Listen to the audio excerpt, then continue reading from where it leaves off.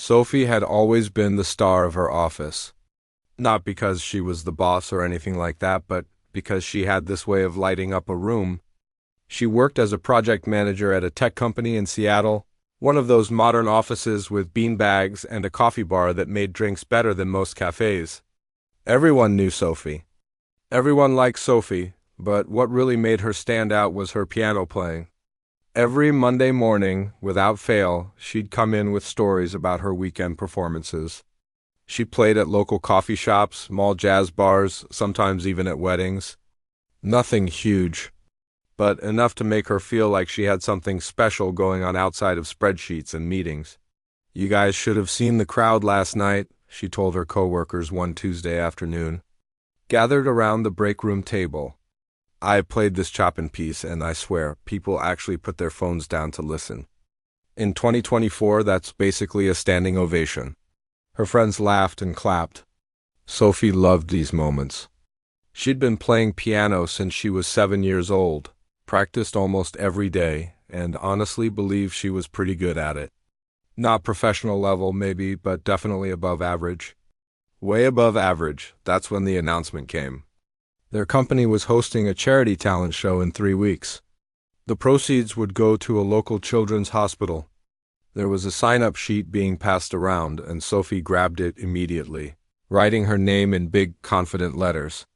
"I'm doing Chopin's Nocturne in E-flat major," she announced to the table. "It's challenging, but I've been working on it for months." "That's amazing, Sophie," her friend Rachel said. "You're definitely going to be the highlight of the show." Sophie smiled, but then someone else spoke up. "Hey, what about David?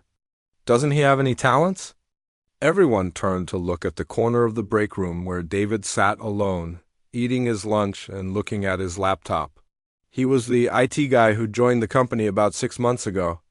Quiet didn't even begin to describe him. He was the kind of person who could be in a meeting for an hour, and you'd forget he was there until he fixed your computer problem in 30 seconds. He always wore plain clothes. Nothing fancy. Usually jeans and a simple button-up shirt. He never joined happy hours, never shared personal stories, and barely made small talk. Sophie honestly couldn't remember having a real conversation with him beyond, "Can you help me reset my password?" "David?" Sophie looked over at him, feeling a little playful. "You should totally sign up for the talent show." David glanced up from his laptop, his face neutral. "I'm okay, thanks." "Oh, come on," Sophie continued, walking over to his table. The rest of the group followed, sensing entertainment. "Everyone's got something. Can you sing? Do magic tricks?" David just gave a small smile and shook his head. "Not really my thing." Sophie felt the audience energy behind her. Everyone was watching now, grinning. She wasn't trying to be mean, exactly. It was just fun. Just office banter. Just the kind of thing that makes a boring Tuesday a little more interesting. "What, you just sit at home and stare at computer screens all day?" Sophie joked. "There's got to be something. Can you even play an instrument?" "I used to play piano," David said quietly, "a long time ago." The group erupted in excited chatter. "Perfect," Rachel called out. "You and Sophie should both perform piano pieces. Make it interesting." Sophie laughed. "Oh, I don't think that's fair. I've been playing seriously for years. I perform regularly." It wouldn't really be a competition. She wasn't trying to sound arrogant. At least she didn't think so. It was just the truth. She practiced 2 hours a day, had a teacher she saw weekly, and had actual performance experience. What were the chances this quiet tech guy who probably hadn't touched a piano in years could even play a simple song? But then Sophie felt a little spark of mischief. The kind that makes you do things you probably shouldn't do. "You know what? Let's make this interesting. David, if you perform anything at all, at the talent show, I'll personally donate an extra $500 to the charity, on top of my regular donation." The break room went wild. People were laughing, clapping, pulling out their phones to record the moment. It felt exciting, fun, like throwing down a gauntlet in the most lighthearted way possible. David looked at Sophie for a long moment. His expression didn't change much, but something flickered in his eyes. Not anger, not embarrassment. Something else she couldn't quite read. Okay, he said simply. I'll perform. The room erupted again. Sophie felt a rush of satisfaction. This was going to be great. The quiet IT guy trying to play piano after probably years of not practicing, and her performing a complex classical piece she'd been perfecting for months. It would be sweet, actually, encouraging. She'd be supportive when he struggled through whatever simple song he chose, and everyone would applaud his effort, and the whole thing would be a nice moment. Awesome, Sophie said, reaching out to shake his hand. David stood up and shook it, his grip firm but brief. May the best pianist win? It's for charity, David replied. We all win. Sophie nodded, but inside she was already planning. She'd practice even harder now. Make sure her performance was absolutely flawless. Show everyone what real dedication looked like. Not in a mean way, just in a way that demonstrated excellence. That's what charity events deserved, right? People's best efforts. As the group dispersed back to their desks, Sophie pulled out her phone and texted her piano teacher. Need extra session this week. Got a talent show coming up. Want to nail this? Meanwhile, David packed up his lunch, closed his laptop, and headed back to his desk in the IT corner of the office. He didn't tell anyone about the text he sent during his walk back. Didn't mention the simple message that appeared on his phone screen. Good to hear from you. The piano at the community center is available whenever you need it. Been too long. Helen, the next 3 weeks were going to be interesting. Sophie had no idea just how interesting they'd actually become. She had no idea about the articles that would have popped up if she'd simply typed David's full name into Google. She had no idea about the newspaper clippings from 10 years ago, the competition trophies, the sold-out concert. Halls. She had no idea that the quiet man who fixed her computer and ate lunch alone had once been called the most promising young pianist of his generation by the New York Times, but she was about to find out. And it would change everything she thought she knew about talent, about humility, and about the quiet people who choose to hide their light not because they can't shine, but because they've learned that sometimes the brightest lights cast the darkest shadows. Asterisk. The next morning, Sophie woke up with a burst of energy. She had 3 weeks to prepare, and she was going to make them count. After her usual coffee and quick breakfast, she sat down at her piano at home and opened her sheet music. The chopping piece stared back at her, familiar but demanding. She ran through it once, then again. Her fingers stumbled in a few places, but nothing she couldn't fix with practice. She recorded herself on her phone, posted it to her Instagram story with the caption, 3 weeks until the big charity talent show. Time to get serious. Piano life. Within minutes, comments started rolling in. Heart emojis. You've got this. Can't wait to see you perform. One friend even commented, RIP to whoever challenged you, LOL. Sophie smiled. This felt good. This felt right. At work that day, she couldn't help but notice David sitting at his desk, typing away like nothing had changed. Like he hadn't just agreed to perform at a talent show in front of the entire company. Didn't he need to practice? Wasn't he nervous? During lunch, Rachel leaned over to Sophie's desk. So, have you heard anything about what David's going to play? Sophie shook her head. Nope, he's been completely quiet about it. I tried asking him this morning, but he just said, you'll see? That's so weird, Rachel said. If I were performing after not playing for years, I'd be freaking out. Practicing every chance I got. Maybe he's practicing at home, Sophie suggested, though she didn't really believe it. David seemed so unbothered by the whole thing. Too unbothered, actually. It was starting to make her a tiny bit uneasy, though she couldn't explain why. The days turned into a week. Sophie practiced religiously. 2 hours every morning before work, another hour at night. Her fingers were getting stronger, the difficult passages becoming smoother. She posted updates every few days showing her progress, building anticipation among her friends and followers. Meanwhile, David remained a mystery. He showed up to work, fixed people's computer problems, ate his lunch alone, and left at exactly 5 o'clock every day. No one saw him practice. No one heard him talk about the talent show. It was like he'd forgotten about it completely. Maybe he chickened out and just doesn't want to tell you, Rachel suggested one afternoon. That would be so embarrassing for him. Sophie felt a pang of guilt. I hope not. I mean, I was just joking around. I didn't want to actually make him uncomfortable. But another part of her, a part she wasn't proud of, felt relieved at the thought. If David backed out, there'd be no awkwardness. No having to watch him struggle through a simple tune while everyone clapped politely out of pity.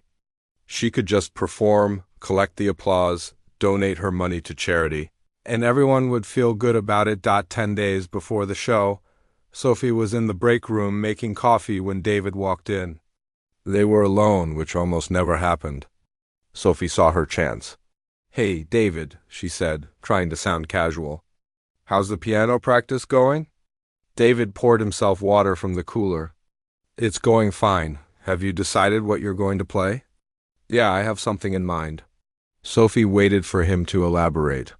He didn't, just drank his water and started to leave. "David, wait," Sophie called out. He turned back. "Look, I just want to say you don't actually have to do this if you don't want to. I was just messing around that day. If you're not comfortable performing, it's totally okay." For the first time since she'd known him, David's expression softened into something like genuine warmth. "I appreciate that, Sophie, really, but I want to do it." "You do?" "Yeah," he said. "It's been a long time since I played for other people. I think it'll be nice. And it's for a good cause, right?" Sophie nodded slowly. "Right, for the kids, exactly." David smiled, a real smile that changed his whole face. "Besides, I've missed it more than I realized. So thank you, actually, for the push."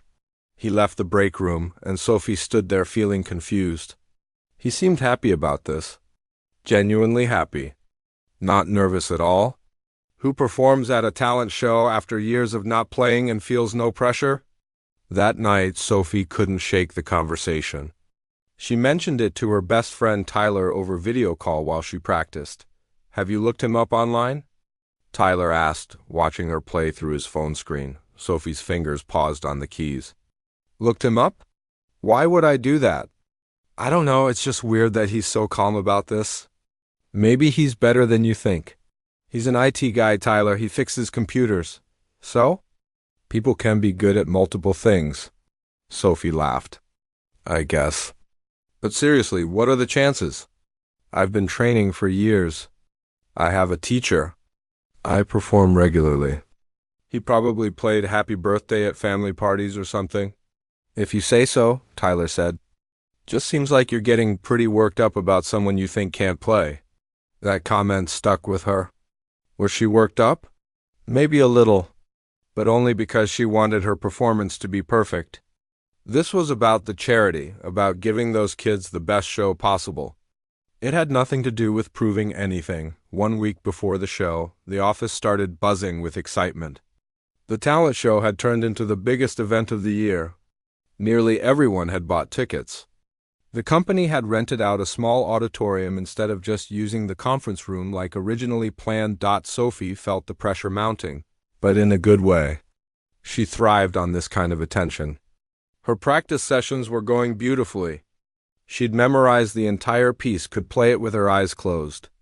Her teacher had praised her last session, saying it was some of her best work. She was ready. 3 days before the show, Sophie was leaving work late.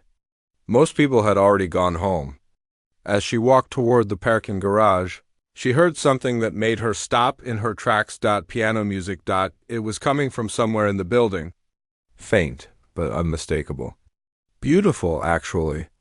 More than beautiful. The melody was complex, the kind of thing that made you stop whatever you were doing and just listen. Sophie followed the sound. It led her down a hallway she rarely used, toward the old conference room that nobody really went to anymore. The door was slightly open. She peeked through the crack. There was David, sitting at the old upright piano that had been donated to the office years ago. Sophie had always thought it was out of tune and barely playable. But under David's hands it sounded incredible. He wasn't playing a simple song. This wasn't Happy Birthday or Chopsticks. This was real music, complex music. His fingers moved across the keys with a speed and precision that made Sophie's breath catch. She watched for maybe 30 seconds before David suddenly stopped. He sat still for a moment, then stood up and closed the piano lid. Sophie quickly stepped back from the door, her heart pounding. She rushed to the parking garage, got in her car, and just sat there for a minute. That couldn't have been David, or if it was, maybe he'd been practicing way more than she thought. Maybe he was taking this more seriously than he let on. But there was something about the way he played. It wasn't just practice. It was something else. Something that felt almost professional. Sophie pulled out her phone. Her fingers hovered over the search bar. She typed David and then realized she didn't even know his last name. She'd worked with him for 6 months and never bothered to learn it. She went to the company directory. David Kim, Seattle office. IT specialist. She typed David Kim pianist into Google, expecting nothing. What came up made her stomach drop. The first result was an old article from a music magazine. There was a photo of a young man at a piano, maybe 12 or 13 years old. The headline read, "Child Prodigy David Kim stuns at international competition." Sophie clicked on it with shaking hands. The article was from 15 years ago. It talked about a brilliant young pianist who'd won major competitions, who'd performed with symphonies, who was being called the next big thing in classical music. There were more articles, concert reviews, award announcements, videos of performances. This David Kim had been everywhere in the classical music world. And then about 10 years ago, the articles just stopped. Sophie sat in her car, staring at her phone. As the reality of what she'd done slowly sank in, she'd challenged a former child prodigy to a piano competition. As a joke, the talent show was in 3 days. Sophie barely slept the night before the talent show. Every time she closed her eyes, she saw those articles. Those videos of a young David playing on stages that she could only dream of. Concert halls in New York, London, Tokyo, places where tickets cost hundreds of dollars and people dressed up just to listen, and she'd challenged him. As a joke?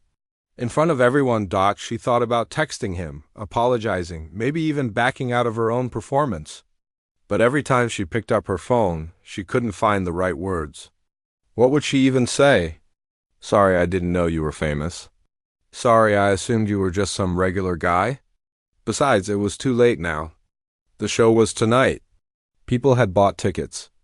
The charity was counting on the money. She had to go through with it. Sophie arrived at the auditorium early, telling herself she just needed to practice one more time.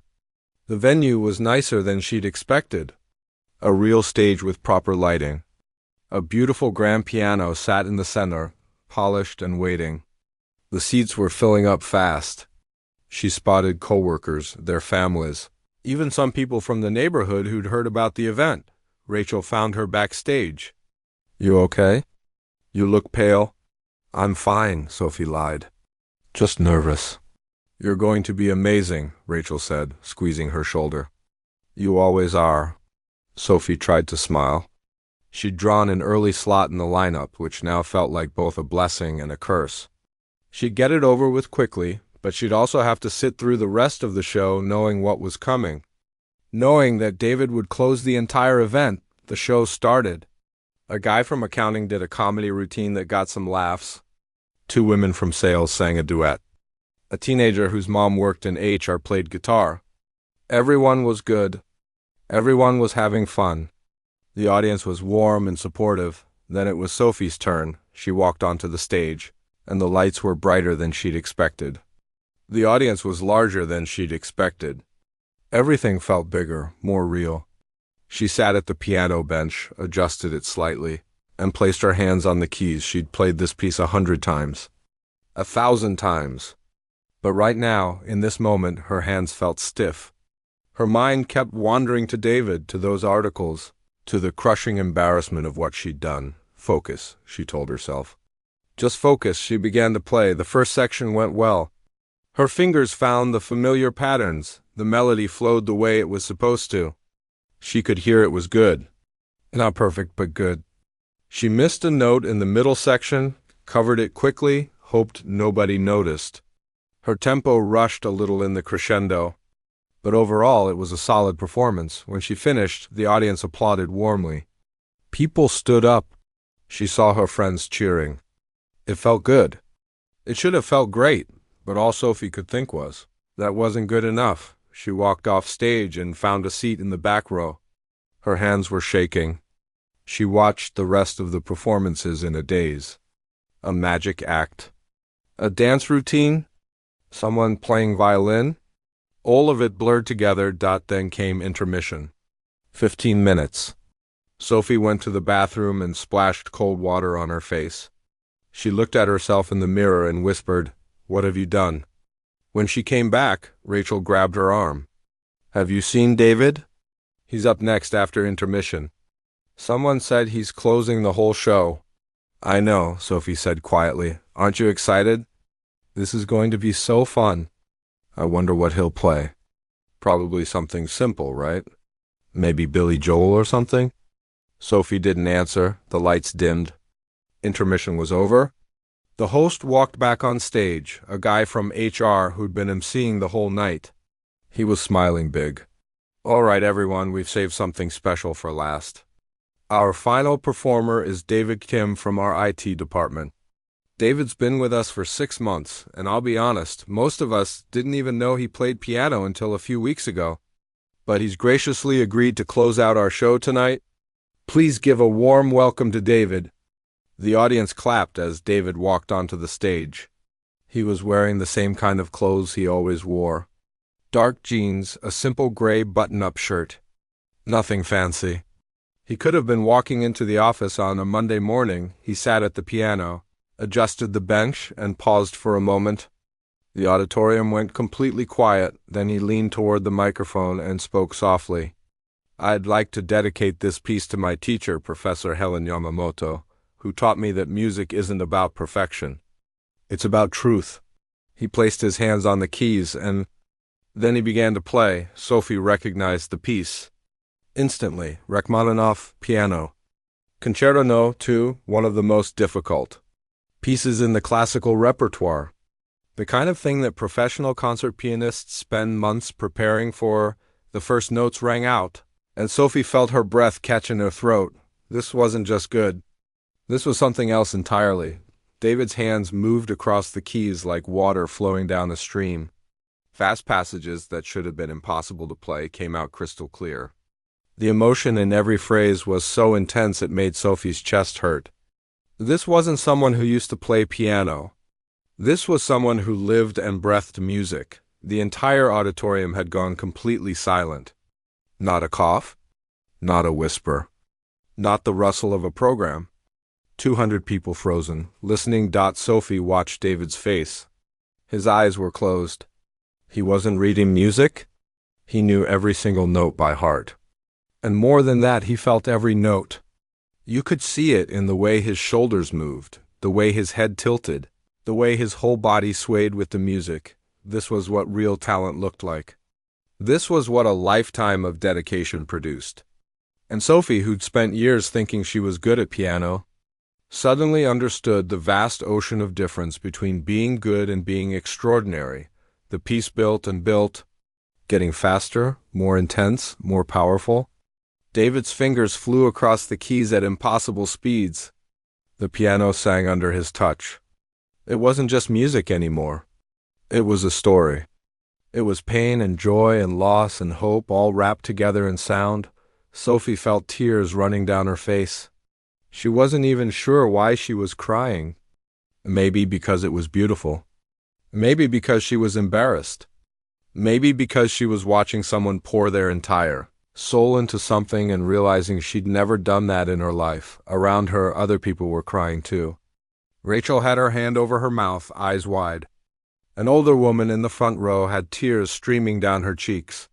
Even the tough-looking guy from the warehouse had gone completely still, mesmerized. The final section approached. The climax of the piece. David's hands crashed down on the keys with a power that shook the room. Then suddenly, delicately, the melody softened. The storm passed. The music became gentle, almost fragile, and then with one final perfect chord. It ended. For 3 full seconds, nobody moved.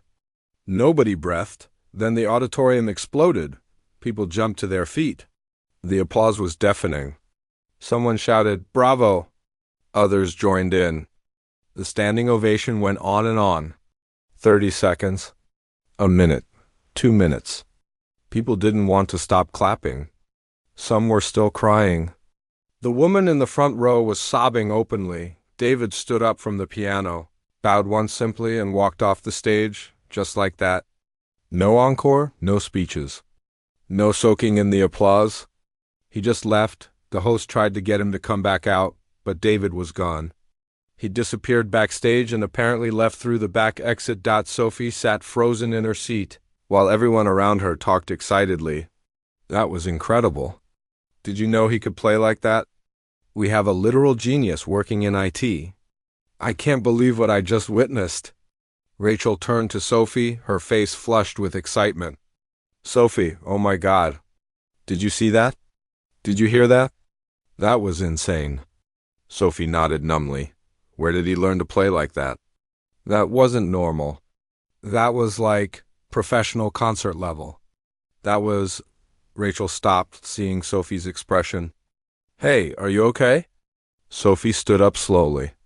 I need to go find him. She pushed through the crowd, ignoring people trying to talk to her, and made her way backstage. The area was empty. David's things were gone. She asked one of the volunteers if they'd seen where he went. He left right after his performance, the volunteer said. Seemed like he was in a hurry.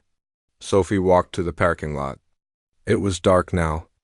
Most of the cars were still there because the show wasn't officially over. But she saw David's old Toyota pulling out of the lot. She thought about running after him, but her legs wouldn't move. She just stood there under the parking lot lights, watching his car disappear into the night, and that's when it fully hit her. She hadn't just challenged someone to a friendly piano competition.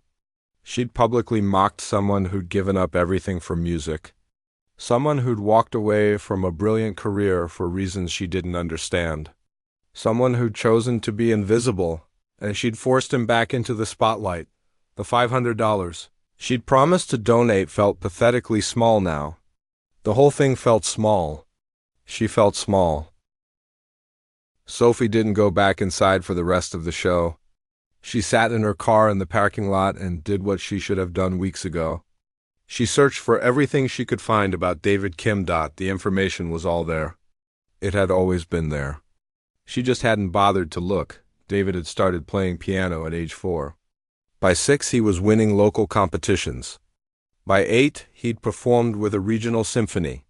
His childhood was documented in dozens of articles, all of them using words like prodigy, genius, once in a generation. There were videos too.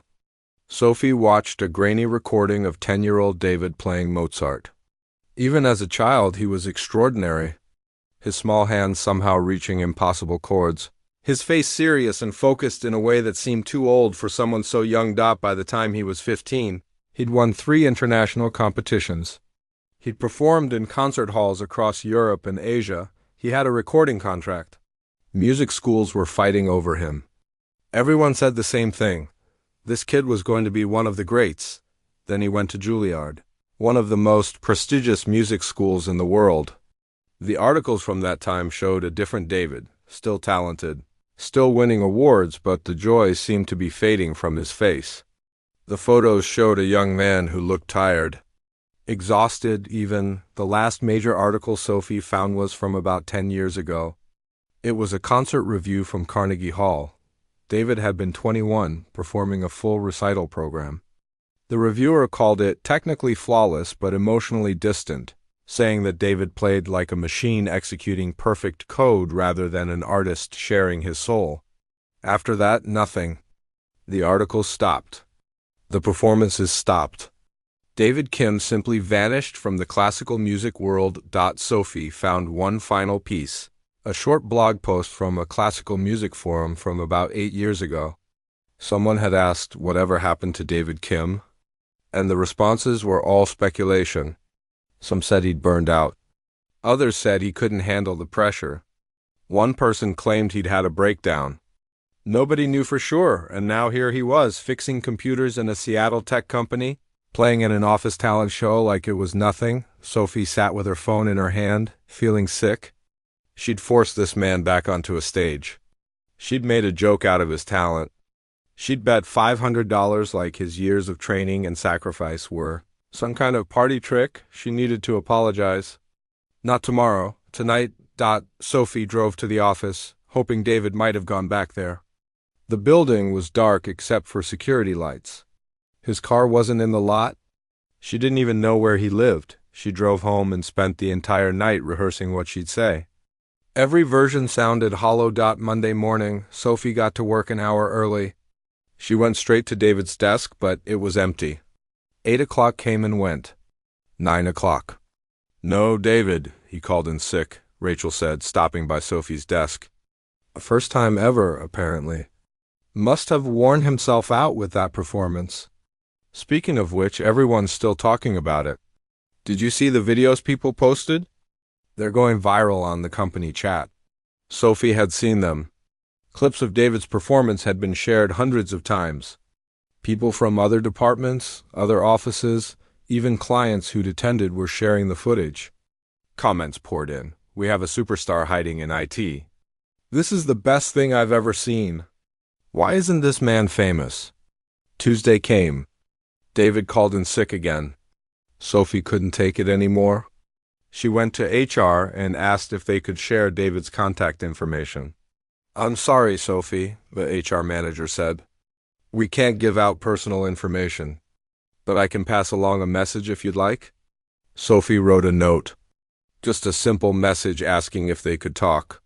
She gave it to HR and spent the rest of the day checking her phone every 5 minutes. No response. Wednesday morning, David finally showed up to work. Sophie saw him walk in right at 9, heading straight to his desk with his head down. She grabbed her coffee mug as an excuse and walked over. "David," she said quietly, "can we talk?"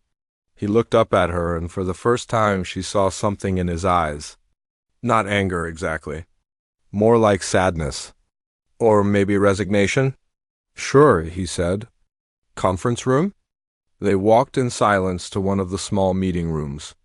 Sophie closed the door behind them and suddenly had no idea where to start. "I owe you an apology," she finally said. "A huge one. I had no idea who you were or what you'd accomplished, and I challenged you like some kind of joke. I'm so sorry."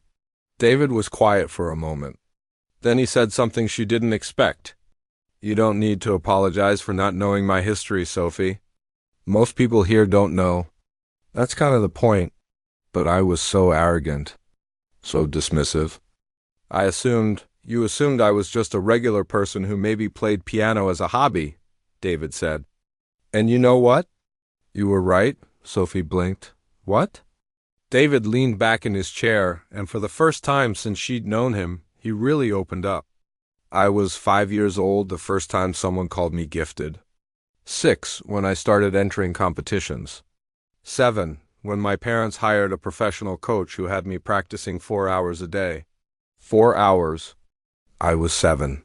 He paused, looking at his hands. By the time I was 10, I didn't have friends. I had competitors. I didn't have weekends. I had practice sessions. I didn't have a childhood. I had a career." Sophie listened, her throat tight. "Everyone told me how lucky I was," David continued. "How talented. How special. And I was good at it, so I kept going. What else was I supposed to do? This was my entire identity. David Kim, the piano prodigy. That's all I was." He took a breath. "When I got at Juilliard, I was exhausted. But I couldn't stop. Couldn't even imagine stopping. Then in my last year, my mom got sick, cancer, stage 4. David, I'm so sorry. I flew home between rehearsals and competitions. Practiced in hospital waiting rooms. Performed the night she died because the concert had been booked for months and people had bought tickets, and my career couldn't just stop, right?" Sophie felt tears stinging her eyes. "That's when I started asking myself a question I'd never asked before," David said. What do I actually want? Not what do my parents want? Not what do my teachers want? Not what does the classical music world want? What do I want? And what did you want? To be normal, he said simply. I wanted to wake up on a Saturday and not have anywhere to be. I wanted to meet people who didn't know anything about music and didn't care. I wanted to choose to play piano because I felt like it, not because I had to. He smiled, but it was sad. So I finished school, turned down a recording contract and a touring schedule, and disappeared. Started over. Got a degree in computer science. Found a job where nobody knew who I was, where I could just be David, the quiet guy who fixes your laptop. But you're so talented, Sophie said. Doesn't it kill you not to use it? I do use it, David said. Just differently. I play at nursing homes sometimes. Community centers. I teach a few kids whose families can't afford lessons. Places where music is about joy, not perfection. Where nobody's grading me or reviewing me or comparing me to other pianists. He looked at her directly. That performance Friday night? That was the most fun I've had playing in 10 years. Because it didn't matter. It was for charity. For sick kids. There was no pressure, no career on the line, no critics in the audience taking notes. I could just play. Sophie felt her face burning with shame. And I turned it into a competition. I made it about winning and showing off, and Sophie, stop, David said gently. You didn't know. And honestly, your challenge gave me an excuse to practice again. To remember why I fell in love with music in the first place. I'm actually grateful. Grateful?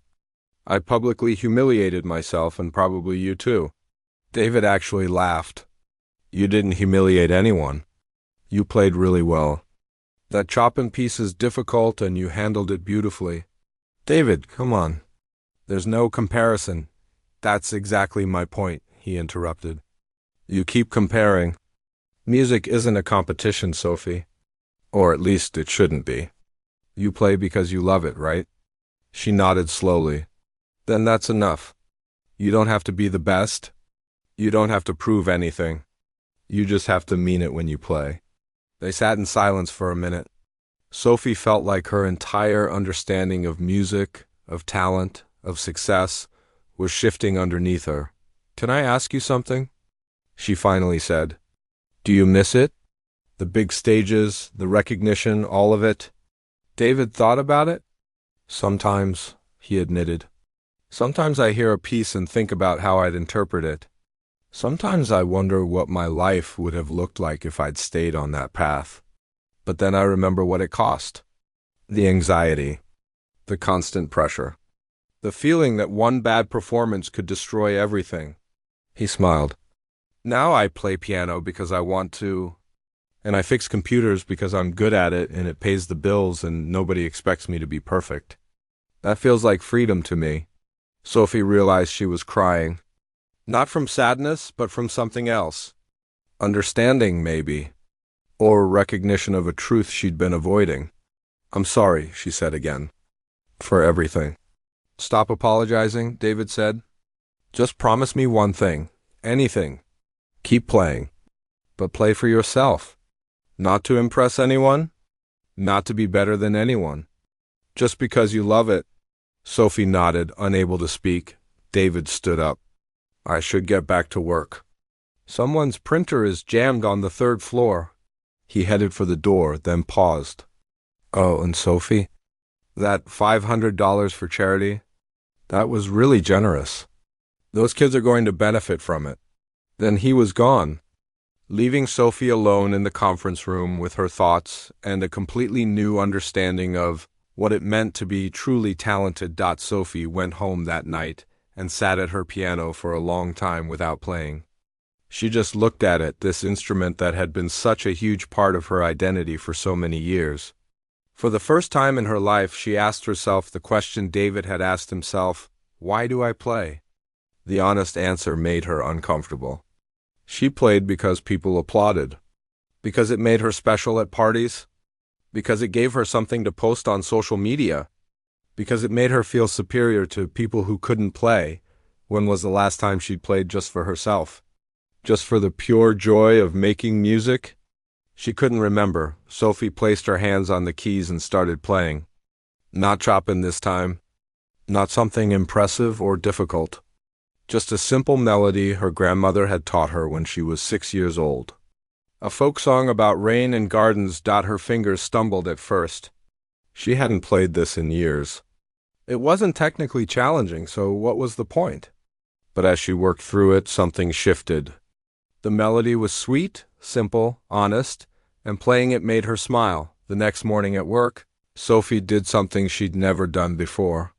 She passed by the break room where her usual group was gathered, trading stories and gossip, and instead headed to the IT corner where David sat. "Hey," she said. "Mind if I eat lunch with you?" David looked surprised but gestured to the empty chair next to his desk. "Sure, though I should warn you, I'm not great at small talk." "That's okay," Sophie said, sitting down. "I think I talk enough for both of us anyway." They ate in comfortable silence for a few minutes. Then Sophie asked, "You said you teach some kids piano? How'd you get into that?" David's face brightened. "Oh, that kind of just happened. I was volunteering at a community center about 2 years ago, helping with their computers, and I saw this old piano in the corner. Started playing during my breaks.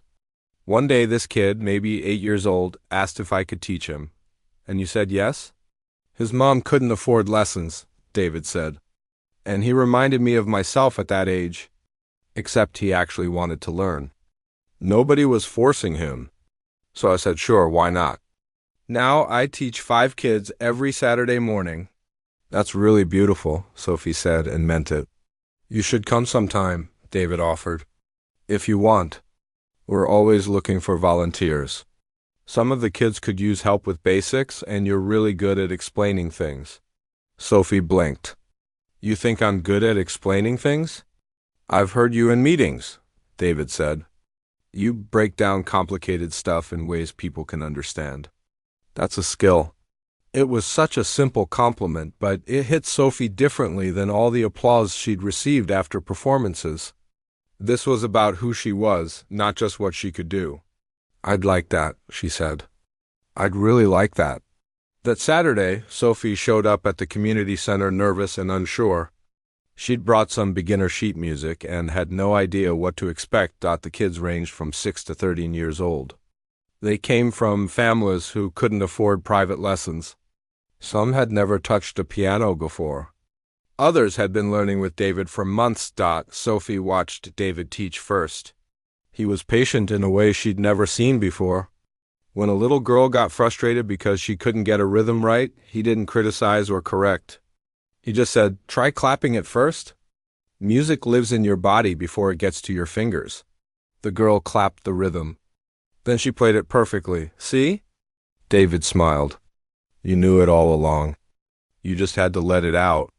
When it was Sophie's turn to help, she worked with a 10-year-old boy who was learning a simple version of "Twinkle, Twinkle, Little Star," the same song she'd joked that David probably couldn't play all those weeks ago.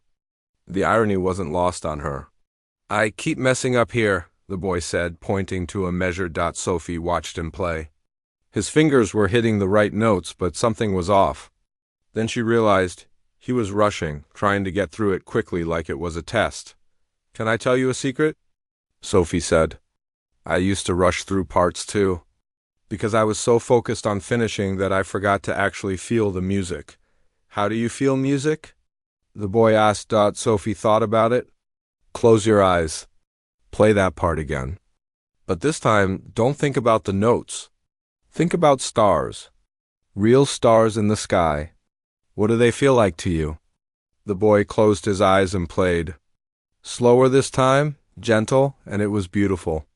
"That was perfect," Sophie said, surprised to find her eyes getting misty. "That was absolutely perfect." The weeks turned into months. Sophie kept volunteering every Saturday. She stopped posting her practice sessions on social media. She even canceled her performances at coffee shops and bars. When Rachel asked why, Sophie struggled to explain. "I think I was playing for the wrong reasons," she finally said. "I needed to step back and figure out what music actually means to me." She kept playing at home, though.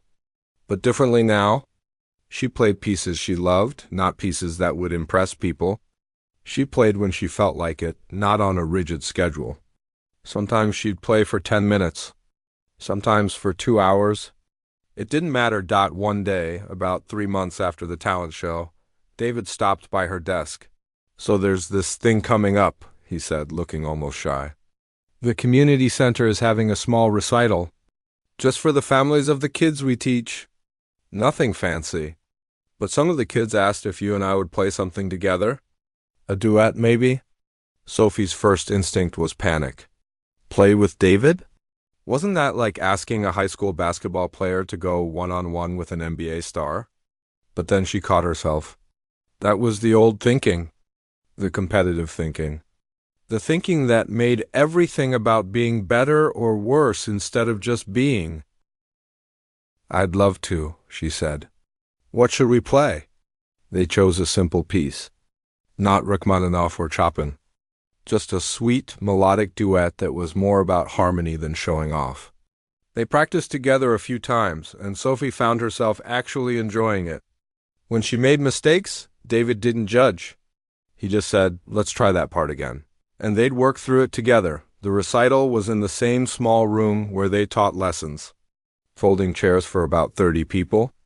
A slightly out-of-tune upright piano. Nothing like the auditorium where the talent show had been. The kids performed first. Some were nervous. Some hit wrong notes. One little girl forgot her piece halfway through and started over. Every single one of them got huge applause from their families. Then it was Sophie and David's turn. As they sat at the piano together, Sophie felt something she hadn't felt in years when performing. Pure joy. They played their duet, and it wasn't perfect. Sophie rushed in one section. David had to adjust to match her tempo. But it was real. It was honest. It meant something. When they finished, the room erupted in applause. Not because it was the best performance anyone had ever heard, but because it was clear that the two people playing actually cared about the music and about each other. Afterward, the little boy Sophie had worked with ran up to her. "That was so good. You and Mr. David sound beautiful together." "Thank you," Sophie said, picking him up in a hug. "You know what, though? I think your performance was even better." "Really?" His eyes went wide. "Really? Because you weren't scared. You just played from your heart." That night, Sophie sat in her car outside the community center for a while, watching families leave with their kids. Everyone looked happy. The kids were chattering excitedly about their performances. Parents were proud. This was what music was supposed to be. She pulled out her phone and wrote a check to the community center's music program. Not $500 this time. 1,000. She could afford it, and these kids deserved it. On Monday, David stopped by her desk again. "Hey, so I heard you made a pretty big donation to the music program." "The kids need better instruments," Sophie said, shrugging. "That piano is held together with prayer and duct tape." "Still, that was really generous." David paused. "You know, you've changed a lot since the talent show." "I had a good teacher," Sophie said, smiling. "I didn't teach you anything." "Yes, you did. You taught me that being the best at something isn't the same as being good at it, and that the quietest person in the room might have the most to say." David sat on the edge of her desk. "You want to know something funny? I was actually dreading that talent show. Thought it would bring back all the pressure and expectations. But playing that night reminded me why I fell in love with piano in the first place. So thank you for the challenge, even though I was being a jerk." "Even though," he confirmed, "sometimes we need jerks to push us out of our comfort zones." They both laughed. Sophie never became a famous pianist. She never performed in concert halls or won competitions. She kept her day job at the tech company and kept volunteering on Saturdays, but she was happier than she'd ever been. Because she'd learned that the most extraordinary talent in the world means nothing if you're doing it for the wrong reasons. And sometimes the greatest performance is the one where you forget about the audience entirely and just play because you love the music. Years later, one of the kids from the program would go on to study music in college. At his graduation, he'd thanked two people, Mr. David who taught him technique, and Miss Sophie, who taught him that music was meant to be shared, not hoarded. Sophie would sit in the audience that day next to David and think about how a joke that went wrong had turned into the best thing that ever happened to her. Sometimes you don't find your purpose. Sometimes it finds you. And sometimes it's hidden in the quiet IT guy who sits in the corner, waiting for someone to finally ask the right questions.